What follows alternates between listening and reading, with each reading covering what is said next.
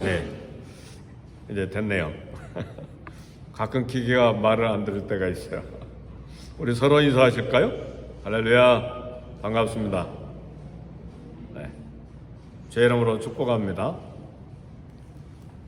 우리 캘리포니아에 아주 큰 교회 중에 한 교회가 잔 메가더 목사님이 심호하시는 교회인데, 이 목사님이 작은 교회를 하실 때에 하신 간증이 있어요. 잔 메가더 목사님은 미국 교계의 보수 계통으로 유명한 말씀이죠. 마치 한국의 고신 계통의 교리처럼 아주 보수 중에 보수 중인 골통 보수예요. 그런데도 교회는 수천 명이 되니까 놀라운 하나님의 은혜죠. 근데 이분이 작은 교회 하실 때에 간증이 있는데, 어떤 성도님이 하루는 목사님을 방문해서 주식을 500개를 가지고 와서, 목사님, 이건 나 더 이상 주식 못하겠어요. 목사님이 알아서 처리하세요. 아, 왜 그렇습니까?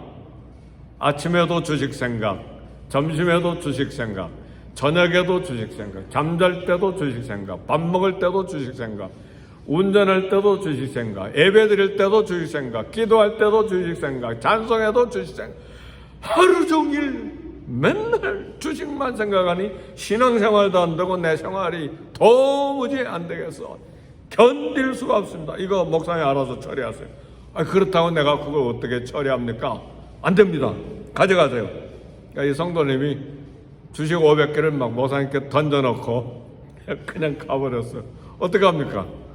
근데 그때부터 목사님에게 뭔가 일이 시작이 됐는데, 아침에도 주식 생각, 기도 인도에도 주식 생각, 말씀 설교 준비하는데도 주식 생각, 예배 드리는데도 주식 생각, 아침에도 저녁에도 낮에도 오늘도 내일도 한 달, 두 달 계속 주식 생각만 하니까 이게 목회가 안 되고 설교가 안 되고 기도가 안 되고 경건 생활이 안 되는 거예요.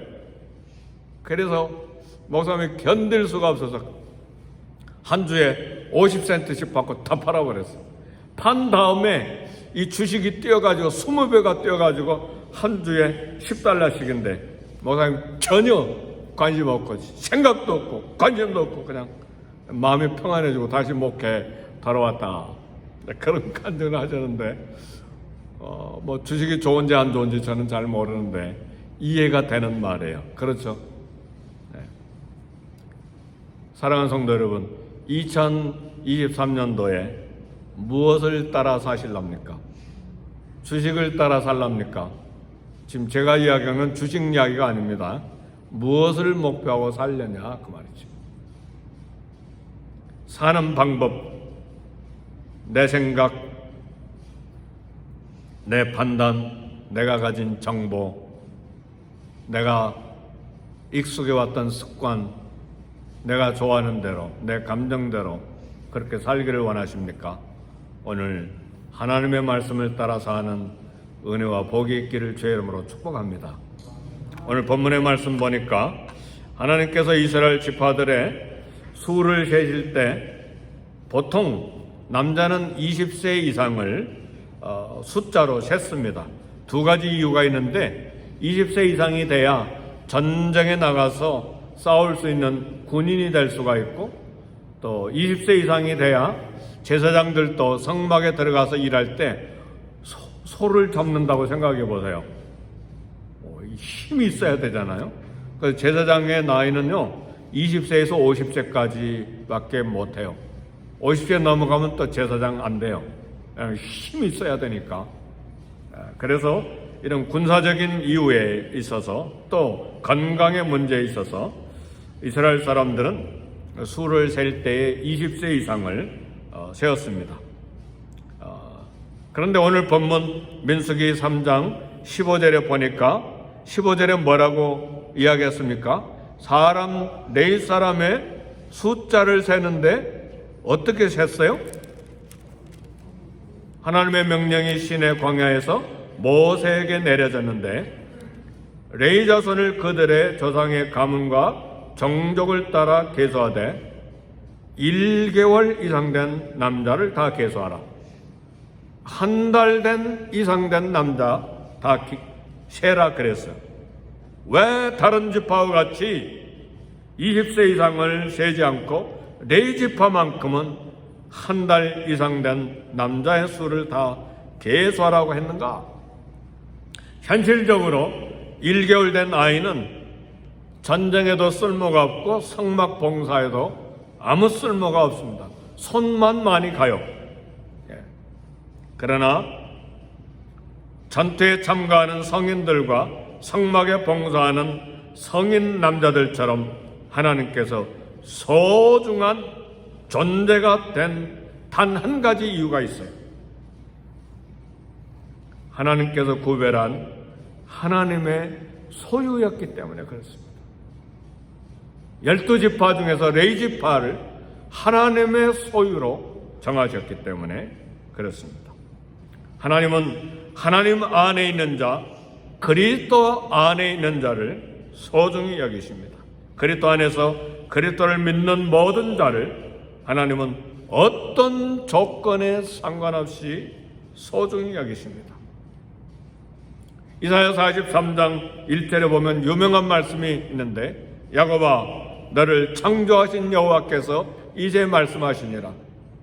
이스라엘아 너를 지으신 너를 조성하신 여호와께서 이제 말씀하시니라. 너는 두려워하지 말라. 내가 너를 구속하였고 내가 너를 지명하여 불렀나니 너는 내 것이라. 너는 내 것이라. You are mine. 하나님의 소유라 그 말이지. 그 뒤로 나오는 말씀이 뭐냐? 두려워하지 말라. 물 가운데로 지날 때 물이 너를 짓물지 못할 것이며, 그리고 불 가운데로 지날 때에도 불이 너를 사르지 못할 것이다. 내가 너와 함께 할 것이다. 내가 내 눈에 보배롭고 존귀하며 내가 너를 사랑하였은즉. 그러니까 두려워하지 말라. 내가 너를 구속했고 내가 너를 지명하였고 너는 내 것이다. 이 반복되는 말씀이 뭐예요? 내가. 하나님께서 다 책임지시겠다는 말씀이에요. 내가 너를 구속했다. 내가 너를 지명했다. 너는 내 것이다. 내가 너와 함께 할 것이다. 내가 너를 사랑하였은즉 내 눈에 내가 보배롭고. 이게 전부 다 하나님께서 모든 것을 하시겠다고 하는 말씀이에요. 이게 하나님의 소유된 백성의 신분이에요. 오늘 예수님이 이 땅에 오셔서 아버지의 사랑을, 아버지의 마음을 저와 여러분들에게 다 보여주셨습니다. 아버지의 마음이 무엇입니까? 가난한 자, 병든 자, 소외된 자, 죄인, 심지어 귀신 들린 자들까지, 5 남편을 가진 여자까지 아버지의 마음 보여주셨는데, 집 나간 탕자, 잃어버린 양, 그리스도의 안에 있는, 품에 있는 모두를 사랑하시는 아버지의 마음을 우리 하나님이 보여주셨습니다. 로마서 5장 8절 말씀에 우리가 아직 죄인 되었을 때에 그리스도께서 우리를 위하여 죽으심으로 하나님께서 우리에 대한 자기의 사랑을 확실하게 증명하셨다. 아직 죄인 되었을 때에 그리스도 안에서. 그래서 오늘 레위 지파 중에서 1개월 이상 된 남자아이 모두 다 숫자를 세서 당신에게 속한 하나님의 소유로 만들어 놓으셨기 때문에 하나님이 소중하게 여기시고 영접하신 것입니다. 오늘 하나님의 모습과 우리의 모습을 살펴보십시다. 우리는 그리스도 안에 있는 모든 하나님의 소유가 된 자인데, 하나님처럼 그리스도 안에 있는 형제자매들을 대하고 있는가? 어떻습니까? 우리는 누가 돈을 많이 소유했느냐에 따라서 사람을 차별하지 않습니까? 누가 배움의 학력이 더 많느냐에 따라서 차별하지 않습니까? 능력에 따라서 차별 대우하지 않습니까? 그러나 하나님의 소유된 백성 모두는 하나님의 소유고 그리스도 안에 있는 소중한 존재이기 때문에 오늘 하나님의 소유된 저와 여러분들은 우리 그리스도 안에 있는 형제 자매들을 하나님 마음으로 소중하게 여겨야 합니다. 하나님이 우리를 소중하게 여기신 것처럼 우리도 하나님의 소유된 이웃을 소중하게 여겨야 됩니다. 그렇다면 우리는 무엇을 따라 살아야 되는가? 하나님의 기준을 따라 살아야 돼. 무슨 방법으로 살아야 되는가? 하나님의 방법대로 살아야 돼. 하나님의 기준과 하나님의 방법은 하나님의 말씀입니다. 2023년도에 내 감정, 내 편견, 내 습관 내려놓고 하나님의 말씀을 따라 사는 지혜가 있기를 주의 이름으로 축복합니다. 오늘 3장 16절, 우리 16절 다 같이 한번 읽어봅시다. 시작.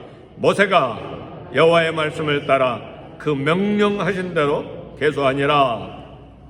아이 하나님, 한 살 된 거 뭐 시간만 썼고 손만 많이 가고 뭐 오히려 시간 뺏기는데 그러지 맙시다.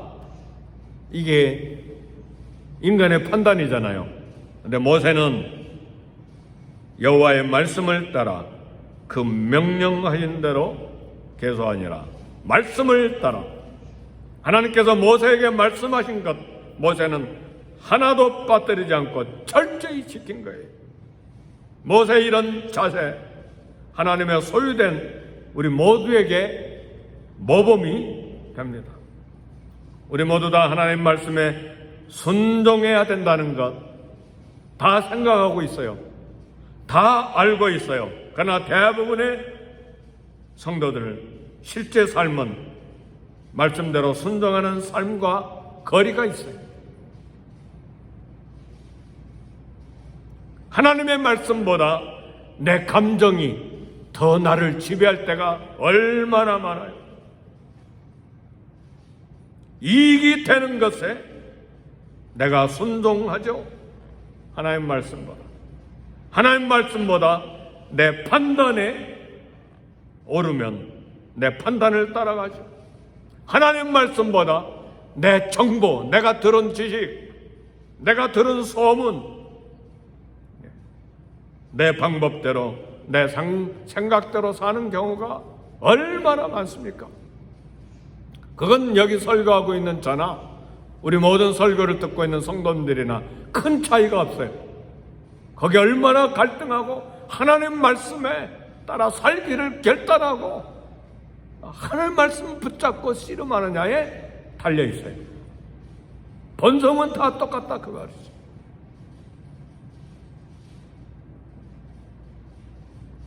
삶의 방법과 순종은 내 생각이 아니라 하나님 말씀을 따르는 것입니다. 하나님 말씀은 내 가치 기준에 따르는 것이 아닙니다. 하나님의 가치 기준에 따르는 것입니다. 하나님 말씀에 순종할 때 하나님 마음과 하나님 방법인 하나님 말씀을 따르는 것입니다. 에덴 동산에서 아담과 하와가 한 행동을 보면 하나님 말씀이 선악을 알게 하는 나무의 열매는 먹지 말라. 그런데 아담과 하와는 눈에 보기 좋은 대로, 자기 생각에 좋은 대로, 자기 판단을 따라, 그리고 들은 정보, 들은 이야기가 뭐냐면 이걸 먹으면 하나님과 같이 된대. 들은 정보예요. 거기에 따라서 말씀을 거부했어요.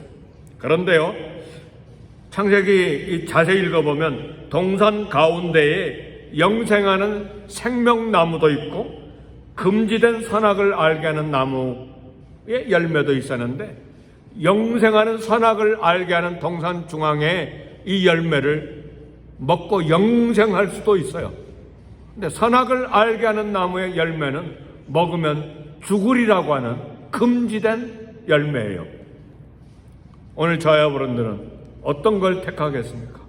아담과 하와는 눈에 보기 좋은 대로, 자기 판단대로, 자기 지식대로, 자기 이익대로, 들은 정보대로 왜 먹으면 하나님과 같이 된다니까. 그래서 선악을 알게 하는 나무의 열매를 딴 거예요. 생명나무의 열매를 버린 거예요. 그래서 성경은 어떻게 이야기하느냐? 그 결과 하나님께서 생명나무 열매를 따먹고 영생할까 하노라. 그리고 에덴 동산에서 쫓아버린 거예요. 오늘 생명나무의 열매는 누구십니까? 그리스도는 하늘에서 오신 생명의 떡입니다. 영생하도록 솟아나는 샘물이요. 우리는 그리스도를 믿고 그분의 살과 피를 마심으로 영생하는 하나님의 소유, 그리스도의 소유가 됐습니다. 2023년도에 어떻게 살아갈 것입니까? 감정을 따라, 내 이익을 따라, 내 습관을 따라, 내가 가진 정보를 따라 그렇게 사시겠습니까? 아니면 생명나무의 열매, 예수 그리스도의 생명의 떡, 생수를 마시고 사시겠습니까? 마태복음 4장 4절은 말합니다. 기록되었으되 사람이 떡으로만 사는 것이 아니요 하나님의 입에서 나오는 말씀으로 사는 줄을 알게 하려 하심이니라. 2023년도는 어찌하든지 하나님 말씀을 부여잡고 씨름하고 그 말씀대로 살고 순종하기를 애써야 돼요. 진군해야 된다 그 말. 그것이 믿음과 순종의 진군입니다. 그것이 이 광야 40년을 지나가는 통과하는 방법입니다. 모세가 광야에서 살았던 방법, 여호와의 말씀을 따라해요. 믿음과 순종으로 2023년도를 진군할 때에 하나님께서 은혜와 위로와 능력으로 동행과 보호로 함께 하시는 간증을 저와 여러분들이 다 하실 수 있기를 주의 이름으로 축복합니다. 아멘, 할렐루야.